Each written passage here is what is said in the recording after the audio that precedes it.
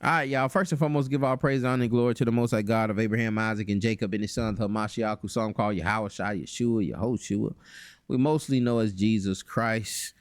Had another testimony. Another person, another family, rather, has left, or you could say a community, even though it was only two of them, from Georgia Straitway East.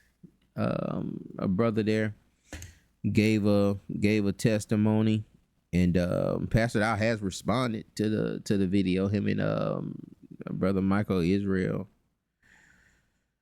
and he said 70% of what the brother said was true. He agrees with the rest of it. You know, he started reading some receipts off about the payments, but the payments kind of sounded like the way the brother had said it.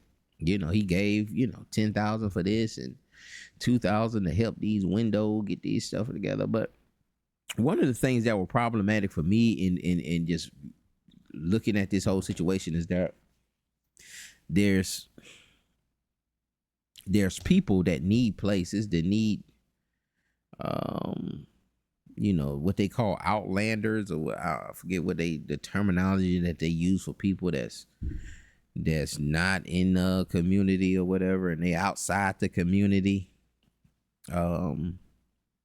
But people needing houses, people without certain provisions, and some of those provisions were there, and no one was allowed to do that. No one was allowed to take advantage of 4 or 5 acres. And then it made me think, like, how much more land and buildings are being hoarded at Straitway, where people are not being able to even utilize these things. Have they stretched themselves out too thin and start buying things before they start, before you finish producing what you have? Get what you have up to speed, and there shouldn't be why buy another community instead of getting communities that you don't have everything up to speed and you need more bills. Why don't you get that together first, and then when you outgrow that, go get more land. And that's what happens sometimes in business. Sometimes I felt like I got some embroidery machines, and man, I had one horrific, when I just had one machine, I had a horrific job. It made me it was a good money. It was probably the most money in one job that I had. And it was rough, man. And I said, when I got the money, I said, you know what? I ain't finna let nobody else do me like that.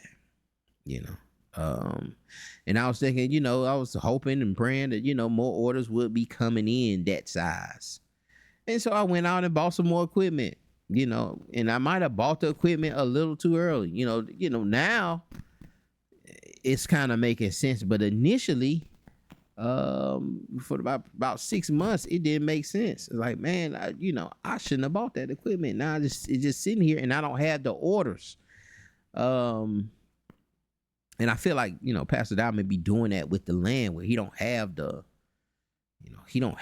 funds and the people or the time or the resources or whatever to develop these lands. But, it's just good to have the land, because the land is valuable, and so But I feel like that brother was sent down there to Georgia Southeast just to maintain that land, keep the grass cut, so forth. He wasn't really anticipating him improving the land like he did.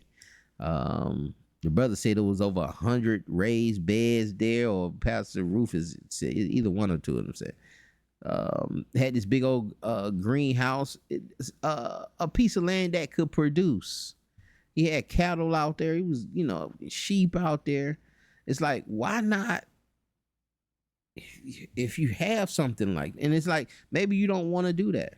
Maybe it's all a facade, and you really don't want to grow your food like that. You just want to do enough to show the people, hey man, look what we got going here. Because I've watched a lot of the homestead stuff. I had interest in doing that, still kind of have interest in doing that, but I've watched enough to know that it ain't all sweet. It's a lot of heartache. It's a lot of mistakes that get made if you don't know what you're doing. Putting the wrong fertilizer on that. I seen one sister and brother. They lost all their crops because of the fertilizer might have had. She said, I was smelling bleach on. I smelled a little chlorine or something coming off of it. But she put that stuff in there, and like the fertilizer burned up the crops. Rodents tearing up the crops. You have problems, and you can make content off of that. You know what I'm saying? That's what a lot of the content is problems, and them solving problems and trying to help other people and tell them, hey man, this is what you need to do. But there are a lot of issues that come with that I just don't see. And not that I watch a lot of Straitway, but I just don't see them detailing that. It's just all good. Look at all these chickens we got here, and we start planting this and planting that. But here you had a good place to manufacture food, man, to produce food, man. Had fig trees in there and pomegranates in there, and he was shooting deers. There were plenty of deer around. I don't understand why something like that wasn't being utilized to its fullest potential. It seems like a jewel. And the brother, kind of got frustrated, man. It almost sounded like he was on an island by himself.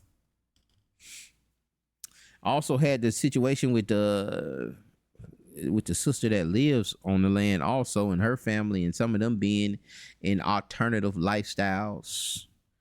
All right, y'all go to that brother's channel, man. Georgia Straitway East, Straitway Georgia Southeast. And he details it's over an hour long. Pastor Rufus also did some commentary on that video also, with the brother going in about what happened and how he was treated and how he felt. And he just bringing offenses with some of the things. I was telling, I was trying to say, tell you that the morale was down over there, man. And it's like blow after blow after blow after blow, and you're not extinguishing this thing. You're going to have to come out and open that checkbook. You're going to have to open that checkbook. Or go in that vault and pull out some cash and do something for these people, man. You cannot come off vacation and do a sermon telling these folks that you're not finna feed them on the feast days. Mixing the dispensations, mixing the things up, using the first certain verses about the tithes and how the people brought their own tithes up from their own crops. It's just, you can't use that when you have the doctrine of all in common. You can't use that because they have their own crops. They got their own field. They bringing in their own produce. You can't mix them two together. But yeah, he done figured a way to twist it, and nobody, people's in there saying hallelujah and all praises. But man, trust and believe though, Pastor Dowell. I know them folks is in there screaming and hallelujah at anything. And you know what you should have looked at is when you was, salute to brother Nick, messenger sent, and he put a video up, the messenger sent. He put a video up though that Pastor Dowell had he was making some calculations of, and the math was off. The math was off very badly, and every single person knew that math was off. There wasn't a person in that room that did not know that math was off, but they were too afraid to say something. And that's you pass it out. You may think that's an asset, but really it's more of a liability. Really, you don't know who to trust because people are just telling you something because they're afraid of you. And sometimes too, when people are afraid of you, or when people feel like they're in a corner, or like some scaring animal that gets backed into a corner, man, people do things, man. It's just you only can push them to a certain point, and everybody has a different point. That tipped that brother. These last couple sermons, and some of the stuff that's been going on, it tipped it for him over there. That brother over there isolated by himself over there at Straitway, Jordan. Even though he had a better situation, and then he had a better situation than a lot of people over there. That's what it seems anyway. To have his own quarters, and then he ended up building up a shed to a 2-bedroom, 1 bath, and a garage, and they were over there being productive. Then he was saying that Dowell was, there was a house on the land, but Dowell was keeping the house for himself. Wouldn't let him move in there, didn't want to really stand in the house. And then told him, hey man, if you stay in the house, just make sure you get out of there when I come in, because it's still gonna be a vacation home for me. I want to get away from the land, get away from everybody else, get some privacy. I can go down there and keep it like that. And again, that's why I think the brother was just there. And I'm just speculating that Pastor Dowell just wanted that brother there to maintain it. Maintain the land, man. Keep it clean. Keep the grass cut. Keep the trash out the yard. Make sure the trash get out to the front. If you can produce something, you can produce something. That'll be a blessing. But the brother felt like you didn't respect him. You didn't respect him at all. And you just needed somebody who can I get to go down there and be the landscaper? Is that what they call it? Landscaper? Yeah. And go down there and maintain the land, man. And just keep it tidy for me for when I get down there, and I can call you and tell you I'm coming down there, and you can get everything situated for me, and I'll bless you when I come down there. They say he bless him every time he come down there with a wad of money. But those last couple sermons tipped him over the edge. You saying you're not gonna feed the people, and you're mixing, you're polluting the word, man. And then he said you're going to Africa, and guess who paying for it? And that's what I'm telling you, man. That fear, they just saying hallelujah. You really don't, and that's giving you the illusion that you have control of them, and that they are, you still got them in your pocket. But they just saying that, man. They're in there pretending. They're in there pretending, and a lot of it's because of fear. Because of fear. Not because of reverence. Not because of adoration, but out of fear. And then the more they seeing these people leaving, and and they brothers doing videos, and they sitting up there having Sabbath, communing together on the Shabbat, and they start making the other side look greener, and they start realizing, like, wait a minute, man, was it really that bad? And that's what then it was like another brother Brandon or something like that.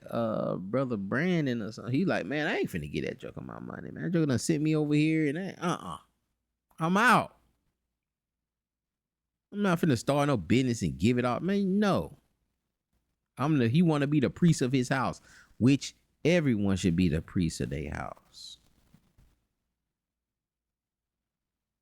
Everyone should be the priest of their house. And I don't know how that isn't a some kind of terminology there. Where y'all saying that, you know what I'm saying? Because you really can't run your house if you're not bringing in anything. Like, you're not control. Like, how do you have control over your house when it's not your house? It's not really your house. Not really your situation, man. He come in and tell you to, pack everything up and go move over here, or be on the outskirts until we figure and find you something else. I'm finna bring this. I'm finna use this for somebody else who just came in with a load of money.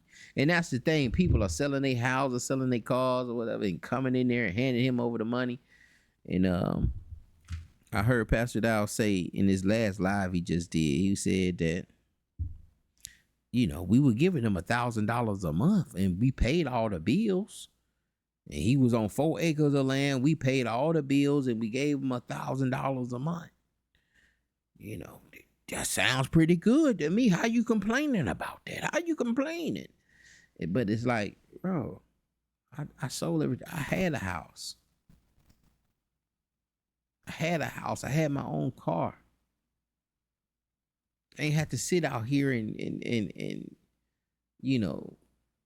till this land by myself. I ain't have to do all that. I ain't have to, live off the land and shooting the deer. And I ain't had to do all that. I had a good job. He said he had a good job in the city.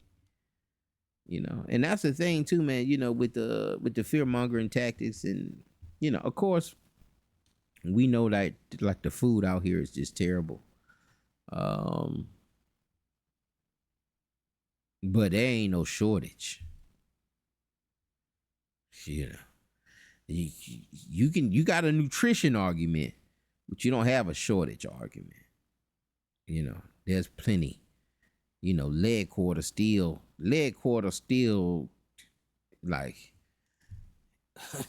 it's a bag of lead quarter steel $5-6, man, $7 in some places maybe. But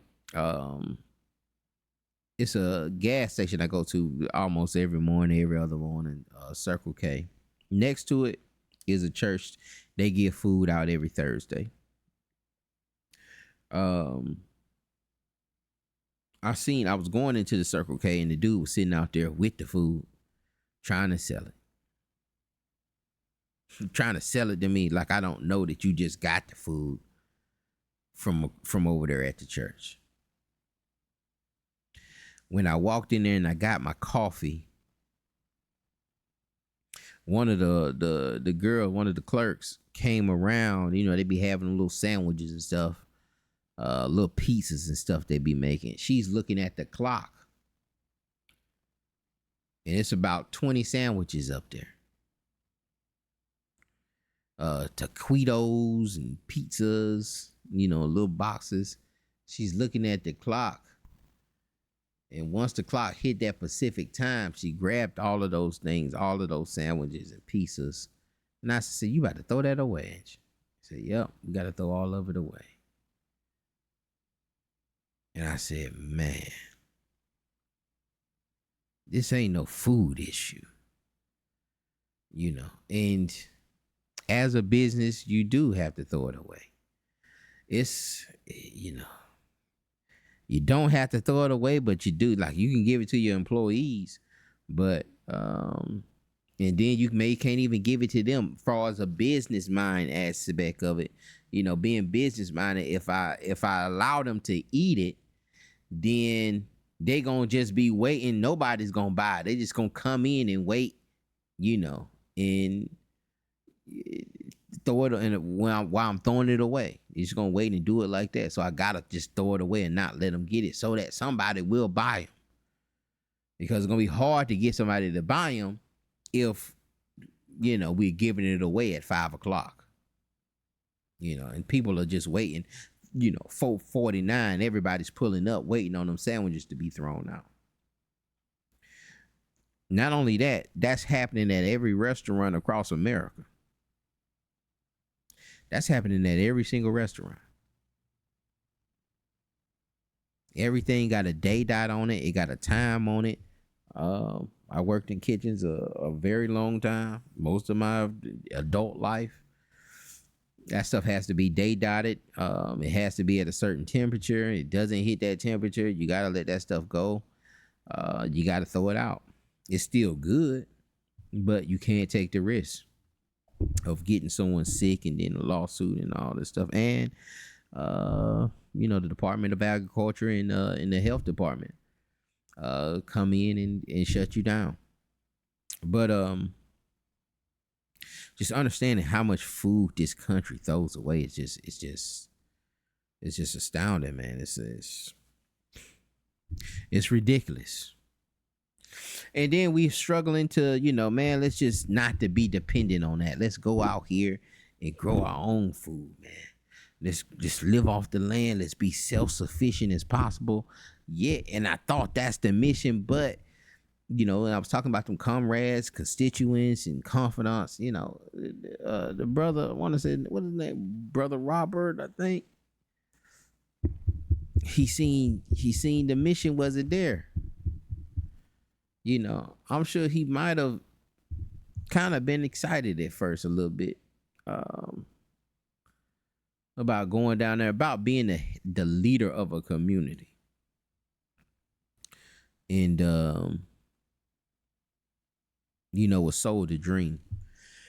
And that's why I was saying, Pastor Dowell, like you have to, he went in there and said, man, who wouldn't want to do that? Who wouldn't want to do that? And again, it's like, wow, that's the best that, your people are looking at that saying, man, that's the best we gonna get.